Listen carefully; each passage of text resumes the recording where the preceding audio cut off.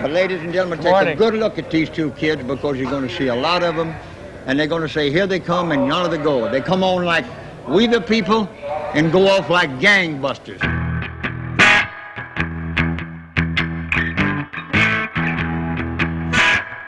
Two men on a mission from God. Two brothers bringing blues back into the mainstream. Two best friends doing what they love most, and through that, igniting a cultural impact that was nothing less than astonishing. Jake and Elwood, the Blues Brothers. A story that's almost too good to be true. We fell in love immediately at the moment we saw each other, and we were listening to a blues record at the 505 club that I operated, and he said, you know, what's this? And I said, it's Downchild Blues Band, a great, you know, local blues outfit. He said, blues, huh? I like this. And I said, John, you're from Chicago. Come on, you should know about, you know, the blues. It's the home of electric blues, you know, Muddy Waters, Willie Dixon. He said, well, I'm into heavy metal, man. I said, well, you teach me about heavy metal, I'll teach you about the blues. But the two of them, of course, bonded immediately and became a team in the early days of Saturday Night Live. My recollection is that they started to perform as the Blues Brothers to warm up the audience before we would go on the air live at 11:30. That was really how Danny got on stage with us, with the band, and was playing a bit of harp at the time. And I think John saw that, and he wanted to get in on the fun. The audience was unprepared for what fabulous live performers John and Danny were. This act that they started doing as a warm-up act on Saturday Night Live became so successful that eventually they figured out a way to actually do it as part of the show. Then we did King Bee on the show. We did King Bee as bees. There was a running gag on Saturday Night Live where the cast would dress in big bee costumes. They would dress as bees. John hated to have to put that costume on. That was no secret. But the one time he didn't hate it was when he put the bee costume on with the shades and sang, I'm a king bee baby. John had a lot more clout. And they finally got to perform as Jake and Elwood on the show. Once we got out there, once the band kicked in and I looked at him and just saw the charisma and everything, and we started to dance together. And of course the audience reaction from the first few seconds was pretty good. You know, we really knew we had something. After an electric first performance, Dan and John traded in their bee costumes, adapted a new name, and created a style that went on to make blues history. I introduced them as, here they are, those brothers in blues, the Blues Brothers. And I don't know, it was just something that came out. It was just a, you know, it was just a kind of improvised introduction to them, and it just sort of stuck. What you can't hide and you can't discredit is their sheer passion and enthusiasm for the rhythm and blues and the joy in performance. Remember, John and I started to put together the idea of the look of the Blues Brothers, and you know, the hat from John Lee Hooker, the shades from John Lee Hooker. He's an amazing creator, Danny. It's like he was into cops and detectives. Conservative suit, because like an IRS agent or like Lenny Bruce, you know, if you were a hipster, you want to look straight, to fool the straights. He would just add these wonderful elements to it until he had the whole world. Everything black and white, yin, yang, you know, negative, positive, you know, the polar dynamic of life. With the look and style in place, the timing was perfect for the brothers to bring the blues from stage to screen. Oh, yeah? Well, me and the Lord, we got an understanding. And John said, if we ever do a show, it should be something like this. We're on a mission from God. We're the good old Blues Brothers, boys band from Chicago.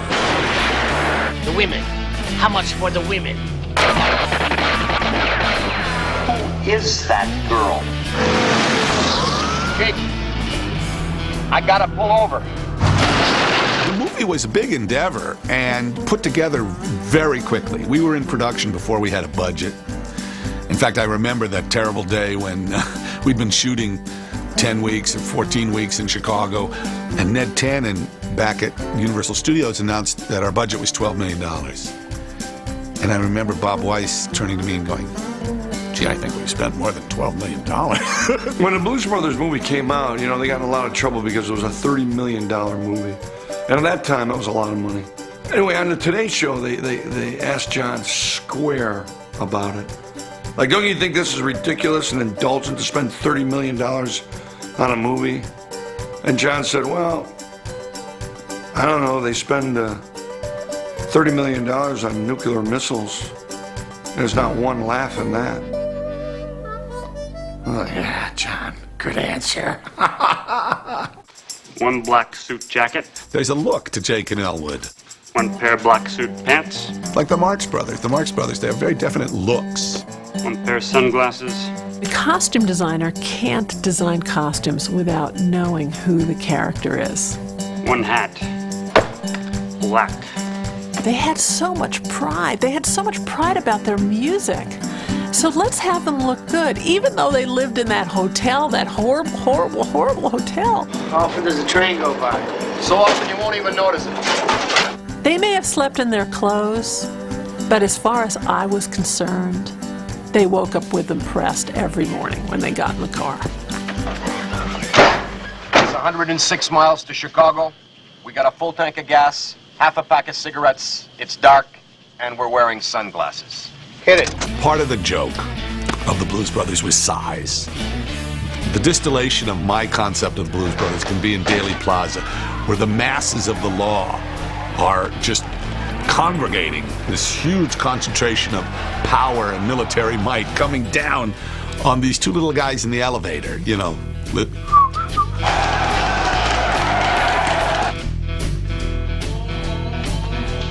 I help you? The involvement of the city of Chicago was quite fantastic. We really got the city to sign off on doing things that had never been done in the city before and probably never have been done since. Getting to drive through the glass at Dealey Plaza, getting the cooperation of police and fire department, getting the city to sell us these cars. I think we bought about, 40 or 50 police cars, made them look like 100. Hi, this is car, what number are we? 55. Car 55. We're in a truck. It's interesting because now the movie is kind of a snapshot of Chicago at a certain time. Maxwell Street no longer exists. A lot of what we shot isn't there anymore. What the movie, I think, did for the city and in terms of a tourist base and just making it, you know, one of the 7 wonders of the world now to some people in the city of Chicago after that film.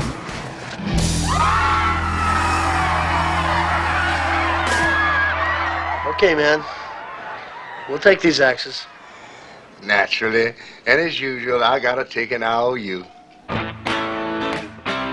John and Dan were so sincerely fans of the blues and in love with it that you're seeing that shared love and the energy that creates. There's something really joyful and spiritual about it. How can you not love these guys? They're like a beautiful Charlie Patton record that's been played one too many times, but you still want to hear it. You watch the Blues Brothers movie with your head down, and you leave that movie with your head up. It's the energy, it's the relationship between Jake and Elwood. They both were terrific movers. I mean, Danny, look at him in the church. I mean, look at him go. You know, Elwood. Also at the concert at the Palace Hotel where he's dropping on his knees and stuff. And Danny was a young man. I'm going, Danny, you're going to pay for that later. Don't do this, you know. But that's John doing cartwheels. I mean, not the big long one because I wouldn't let him. But, you know, he cartwheels in and out. I mean, they were both very physical. The band, Elwood! The band! The band! Praise God! And God bless the United States of America! Every scene that John and Danny are in was my favorite scene. I like the scene when they go see some of the band members and they go to the house where they last had stayed. They find it where they rented and it's a little old lady and it's set up like a dragnet kind of. May we come in, ma'am? Please. Are you boys with the FBI? No, ma'am. We're musicians. My favorite moment in the movie is just my own perversity. I love when they go into the pawn shop and Elwood checks out the toaster oven.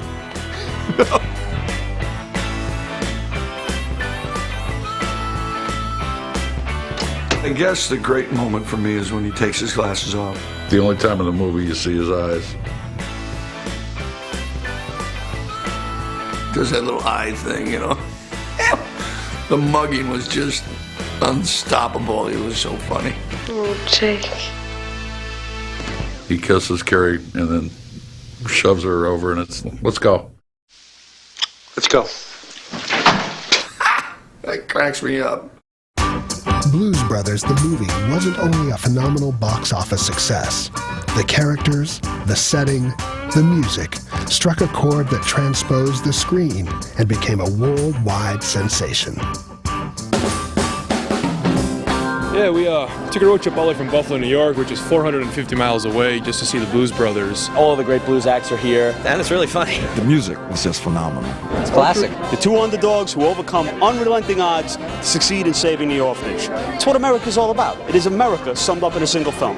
We were asked to talk about our favorite movie and how it affected our lives. Now, guess what movie that is?